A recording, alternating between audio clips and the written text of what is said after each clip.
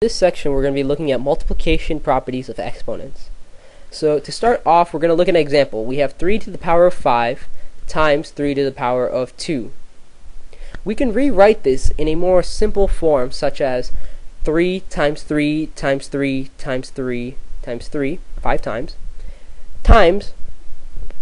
3 times 3.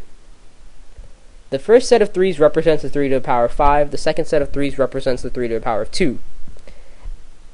And this equals 3 to the power of 7. So as you can see, all we did was add the 5 and the 2 and keep the base, which was the 3. So now let's look at another example of how this works.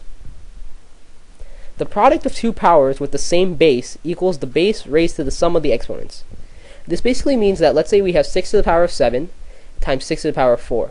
As you can see, both of these have the same base of 6. So we can write 6 to the power of 7 plus 4, which equals 6 to the power of 11.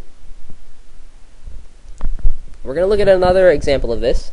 We have 4 to the power of 2 times 3 to the power of negative 2 times 4 to the power of 5 times 3 to the power of 6. So you can only add terms with the same base. So 4 and 2, so 4 to the power of 2 times 4 to the power of 5, and 3 to the power of negative 2 times 3 to the power of 6.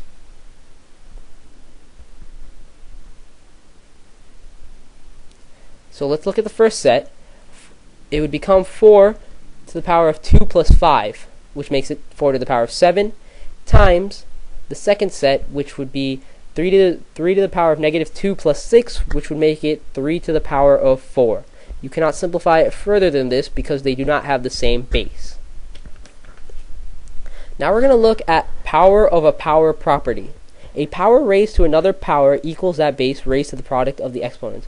What this means is, if we have 6 to the power of 7 and we're raising the entire thing to the power of 4, what you have to do is 6 to the power of 7 times 4, which equals 6 to the power of 28. So a power raised to a power is just going to be the multiplication of the two. So let's look at an example of this. We have 7 to the 4th power, and that entire thing is going to be raised to the 3rd power. So a power raised to a power, you must multiply the two. So 7 to the 4th times 3. So 4 times 3 equals 12, so you have 7 to the 12th power. Now we're going to look at power of a product property. A product raised to a power equals the product of each factor raised to that power. So let's say we have 2 times 4 in parentheses and 3 outside. So that would be the same thing as raising 2 to the power of 3 times 4 to the power of 3. And 2 to the power of 3 equals 8, and 4 to the power of 3 equals 64, and when we multiply them together, it equals 512. We're going to look at another example of this. We have negative 3x in parentheses raised to the 2nd power.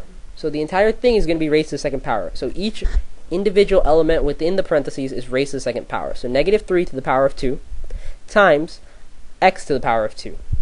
Negative 3 raised to the power of 2 becomes a positive 9 times x to the power of 2, which would leave us with 9x to the power of 2.